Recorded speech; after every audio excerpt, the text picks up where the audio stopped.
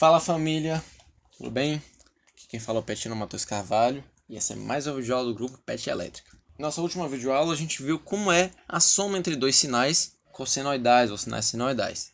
Então a gente viu que tem toda aquela questão da gente ter que abrir os cossenos com seus defasamentos, fazer a regra do cosseno de A mais B, do seno de A mais B, para poder agrupar esses caras num termo só e achar quem é aquele módulo e quem é aquela fase que compõe o sinal único do cosseno ou do seno que a gente está querendo agrupar. Mas beleza.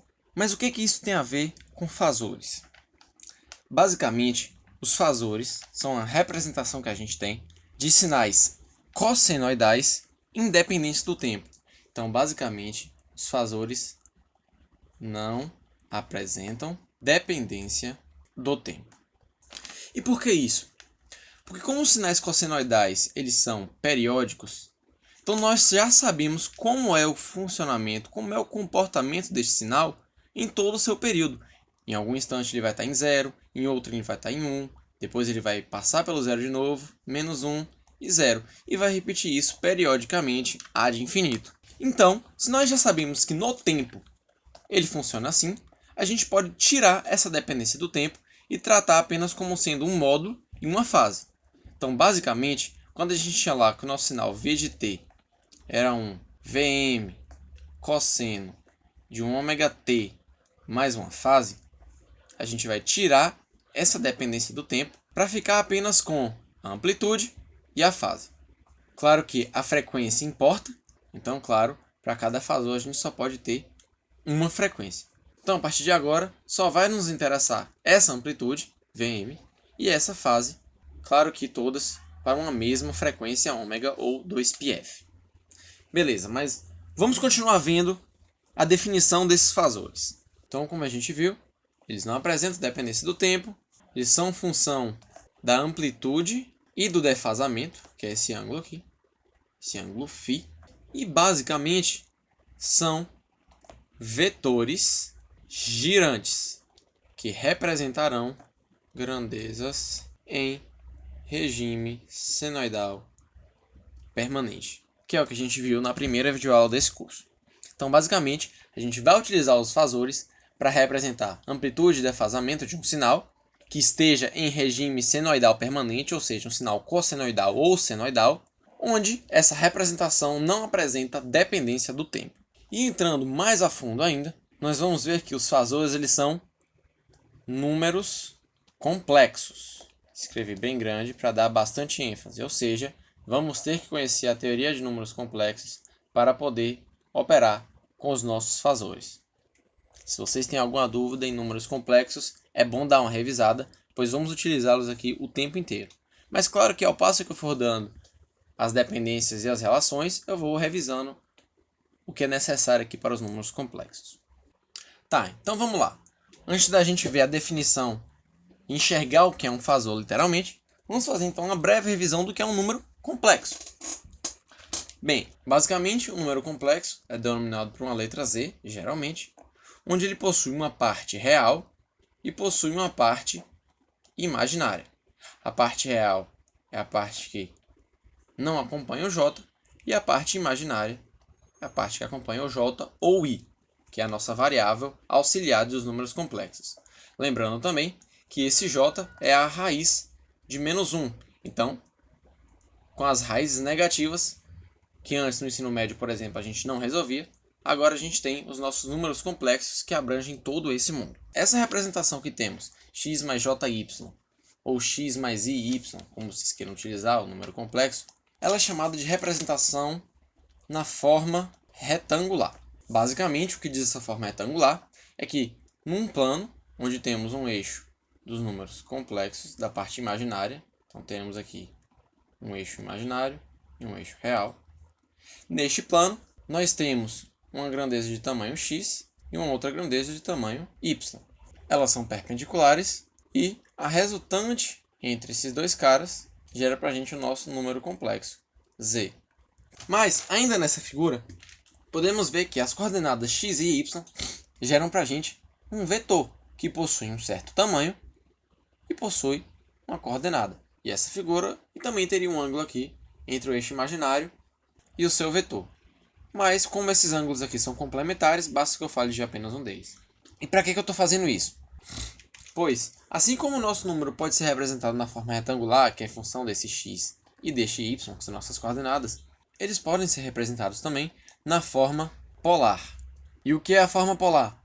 A forma polar diz que o nosso número complexo nada mais é do que o módulo deste vetor aqui vezes a exponencial de j θ, onde θ é este ângulo aqui. O módulo deste vetor nada mais é do que a raiz quadrada de x ao quadrado mais y ao quadrado. Por Pitágoras mesmo, a gente encontra esse módulo. E essa exponencial de jθ, pelo teorema de Euler, é nada mais nada menos do que cosseno de θ mais j seno θ. Então, exponencial é equivalente a isso aqui. Então, temos o módulo vezes o cosseno mais o módulo vezes j seno. E para conferir isso aqui, é fácil, é só a gente olhar. Quem seria o cosseno desse θ aqui? Cosseno de θ seria cateto adjacente, x, sobre a hipotenusa, que é raiz de x ao quadrado mais y ao quadrado. O seno vai ser y sobre a hipotenusa, x ao quadrado mais y ao quadrado. Substituindo o cosseno de θ e o seno de θ, a gente vai ter a raiz vezes x sobre a raiz mais j y sobre a raiz. Como ela está multiplicando, vai cortar todo mundo, vai sobrar x mais jy, que é o nosso número complexo, como a gente tinha feito no começo. Então, tá tudo certinho. Ok, então temos duas representações para dizer basicamente a mesma coisa. Uma outra coisinha que vale a pena a gente relembrar é que se a gente tiver dois números complexos, então um z1 vezes um z2 multiplicando, com eles na forma polar, por exemplo, seria o módulo de z1 exponencial de j θ1 vezes o módulo de z2 exponencial de j θ2.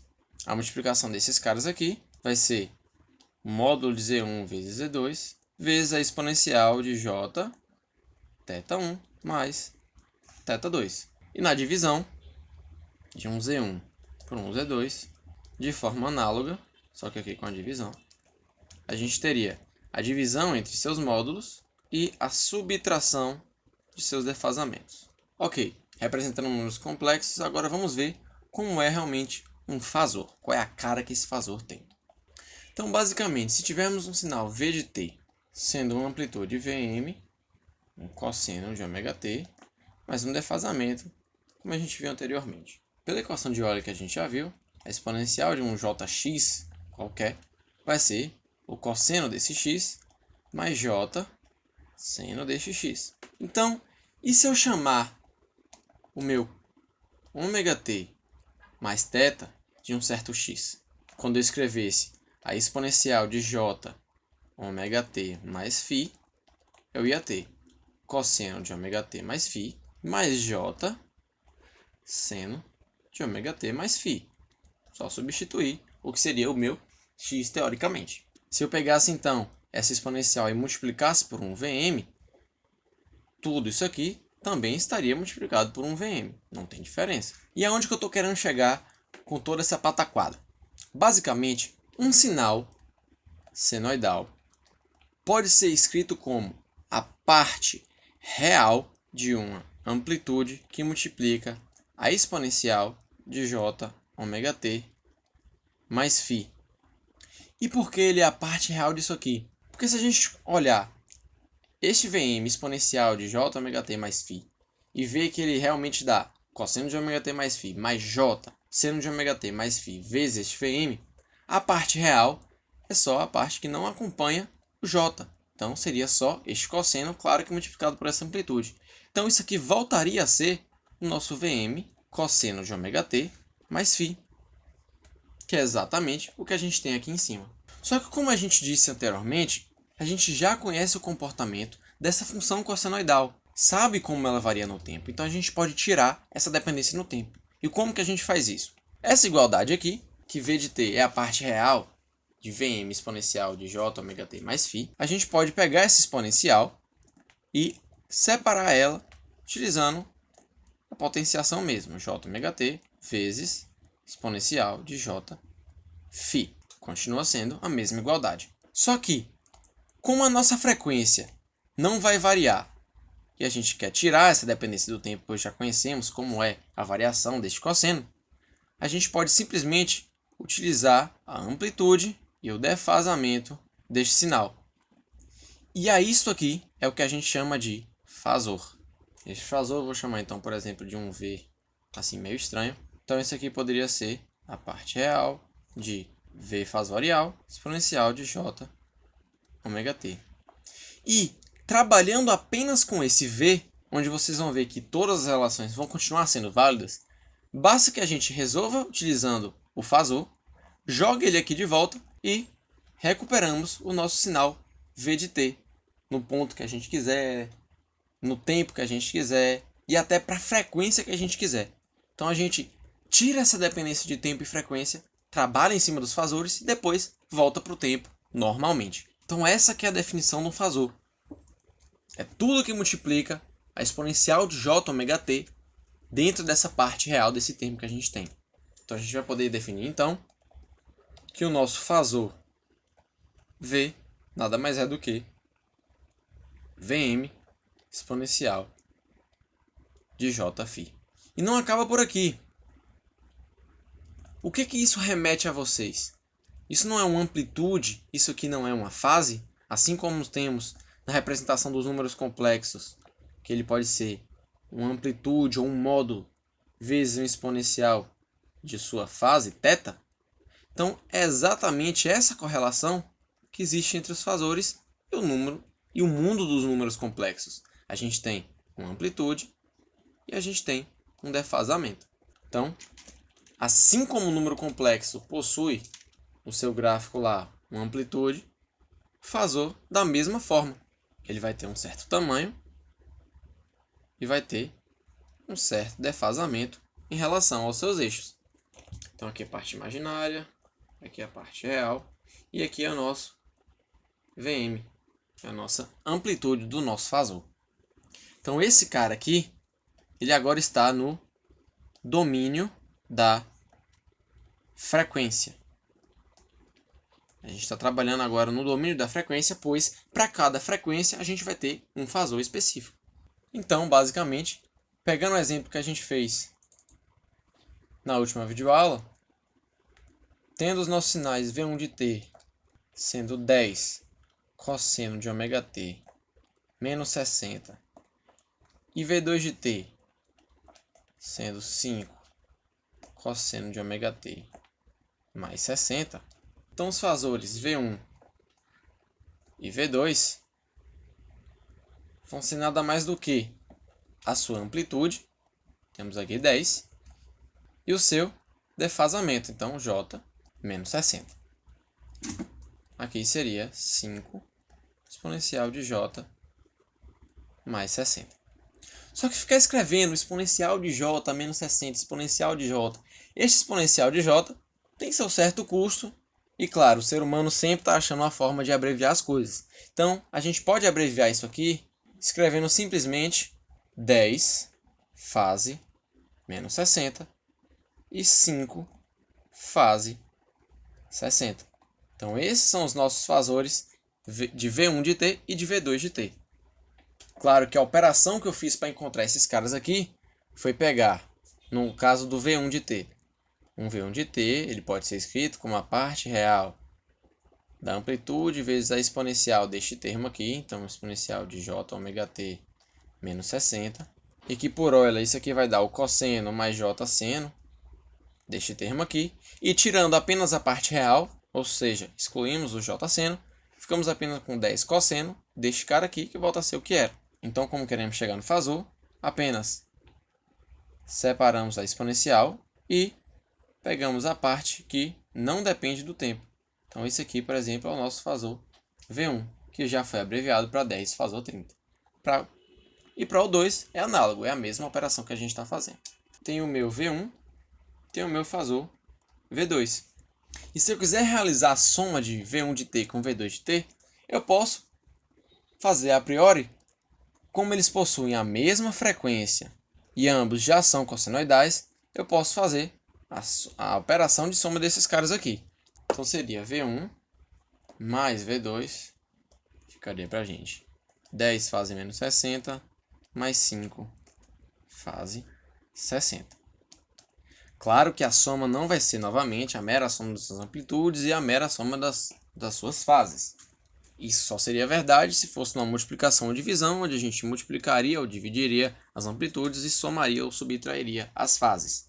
Aqui, basicamente, a gente vai ter que fazer aquele processo e lembrar que essa representação aqui tem uma exponencial complexa, então seriam 10 exponencial de menos j60 mais 5 exponencial de j60, onde essas exponenciais, utilizando a relação de Euler, são cosseno de 60 menos j seno de 60 mais 5 cosseno de 60 mais j seno de 60. Então sobraria 10 que multiplica meio menos j raiz de 3 sobre 2 mais 5 que multiplica meio mais j raiz de 3 sobre 2.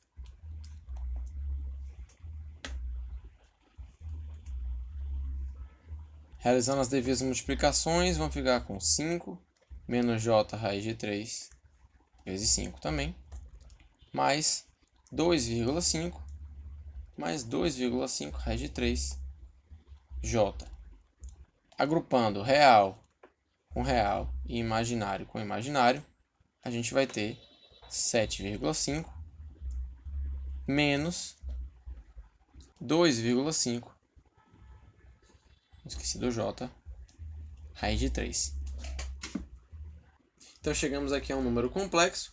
Se a gente quiser representar ele na forma fasorial, ou seja, na forma polar, basta que a gente faça o módulo desse cara e colocar aqui o seu defasamento, que vai ser o arco tangente de menos 2,5 raiz de 3 sobre 7,5. Onde isso aqui é a parte imaginária, isso aqui é a parte real. Então aqui a gente pode fazer na calculadora, por exemplo, 7,5 ao quadrado mais 2,5 raiz de 3 ao quadrado. Então nosso módulo é 8,66 e a nossa fase é o arco tangente de menos 2,5 raiz de 3 sobre 7,5. Então vamos fazer essa divisão primeiro. Fazendo o arco tangente, temos aqui menos 30. Então esse aqui é o valor da nossa soma de V1 com V2.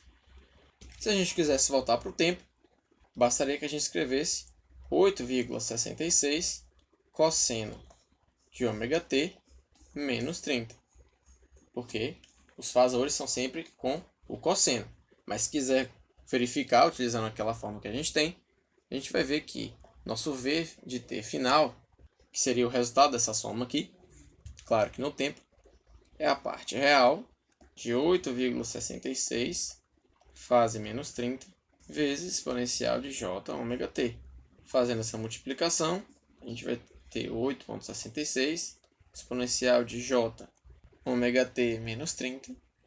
E utilizando a relação de Euler, vai ficar a parte real de 8,66 cosseno de ômega t menos 30 mais j seno de ômega t menos 30. Como queremos apenas a parte real, isso aqui vai ser só esse pedaço aqui. 8,66 cosseno de ômega t menos 30. Como a gente tinha visto aqui em cima. Então, se você tiver dúvida de qual é a função senoidal que você vai ter que utilizar, se esquecer que é o cosseno, basta aplicar na definição de onde vêm os fasores e você volta e você consegue achar o seu fasor no tempo. Então temos aqui 8,66 cosseno de ômega t menos 30. Este é o nosso sinal, que nada mais é do que a soma dos dois sinais, e ele está variando, ao invés de estar aqui, por exemplo, com a variação normal, onde aqui seria 1, seu defasamento seria 0, ele está oscilando 30 graus defasado, começa, sei lá, por aqui, chega aqui, claro que essa amplitude de 8,66, e esse defasamento aqui de menos 30 graus. Então este é o nosso sinal resultante da soma dos outros dois sinais que a gente tinha. Então é isso, galera.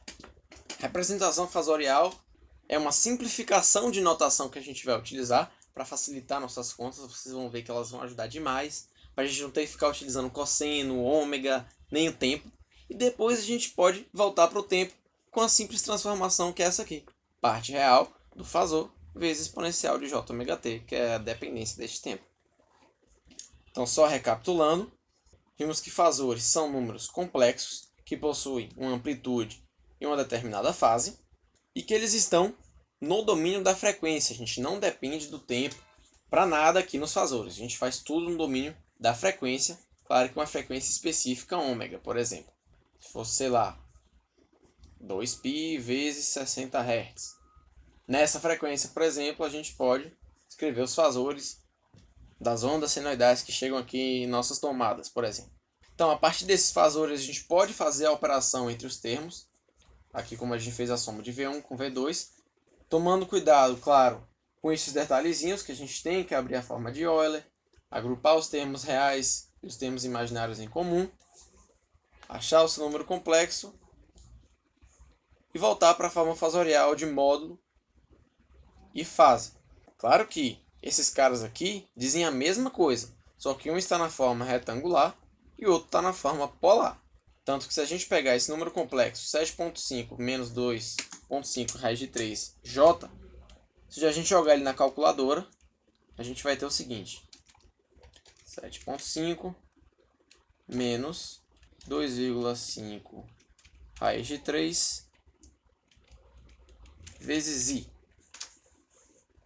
A gente tem, a depender da forma como nossa calculadora apresente, na forma polar aqui o 8,66 fase menos 30, como a gente havia calculado aqui. Então, para muitas de nossas contas, a gente vai usar a conta direta da calculadora. A gente não vai ficar fazendo isso de expandir em seno e cosseno, de calcular módulo, de calcular ângulo. Claro que a gente tem que saber como faz, mas, para fins práticos, se a gente tiver o auxílio da calculadora, e todas as calculadoras científicas fazem isso aqui que a gente está fazendo, dá para fazer. A gente acelera demais as nossas contas. Então é isso. Essa foi a teoria de fasores. Na próxima videoaula vamos ver o conceito de impedância e como a gente pode encontrar a impedância de elementos que a gente já conhece, que vocês já viram, para que então a gente possa começar a fazer conta e analisar circuitos, que é o nosso objetivo aqui. Obrigado por assistir nossa videoaula até aqui. Vejo você na próxima. Um abraço e até mais.